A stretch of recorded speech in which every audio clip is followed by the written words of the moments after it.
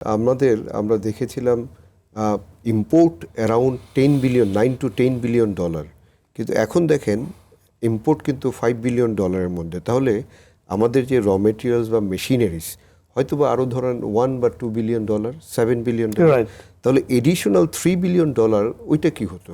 Bangladesh financial intelligence ইউনিটকে money laundering act 2012 specifically আপনার section 23 এবং 24-এ তাকে পাওয়ার দেওয়া আছে যে কোনো সাসপিশিয়াস ট্রানজ্যাকশন যদি হয় সেটাকে সে তখনই হল্ট করে দিতে পারে এবং সেটাকে সে ইনভেস্টিগেশন করলেই বের হয়ে যায়। কিন্তু সরকারে যখন যারা থাকে তাদের ঘাড়ে কি দুইটা মাথা আছে, তাকে হল্ট করবে?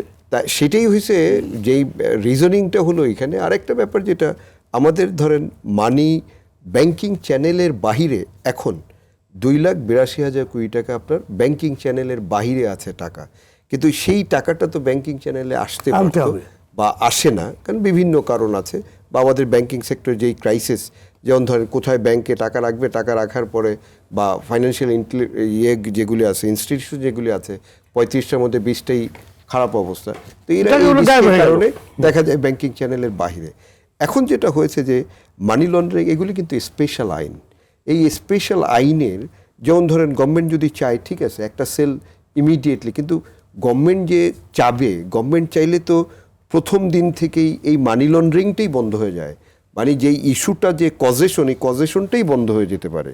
কারণ আপনি যদি ধরেন প্রত্যেকটা ব্যাংকের এডি ব্রাঞ্চে আপনি যদি বলে দেন যে এই প্রত্যেকটা এলসি একটু স্ক্রুটিনি হবে এবং বাংলাদেশ ব্যাংকে যেটা বিএফআইকে ইনফর্ম করবে যে যদি ওখানে কোনো ধরনের হয় ইরেগুলারিটিস পাওয়া যায়, তাহলে আপনি ইনিশিয়াল কজেশনে যদি আপনি স্টপ করে দিতে পারেন এবং আপনি জানেন যে কারা কারা ইনভলভ, ধরেন এই যে যারা রেগুলেটরি বডিতে যারা ইনভলভ ছিল, আপনি কারো এগেনস্টে কোনো ধরনের অ্যাকশন এসেছে? কোনো ধরনের অ্যাকশন হয় না, এবং সেইটার অ্যাকাউন্টেবিলিটিটা যদি ইনশিওর হতো তাহলে কিন্তু এটা রিপিটেশন হতো না। এখন কে করছে? ধরেন যিনি আইন প্রণয়ন করছে উনি এটার ভিতরে ইনভলভ, যিনি আইনজীবী উনি এখানে ইনভলভ, যিনি বিজনেসম্যান উনি এখানে ইনভলভ, যিনি জার্নালিস্ট উনি এখানে, প্রত্যেকটা লোক এখানে যখন একটা ইকোসিস্টেমের each and every one collectively involve, সেই জায়গায় তো আপনি অ্যাকাউন্টেবিলিটির কোনো কথা বলতে পারেন না।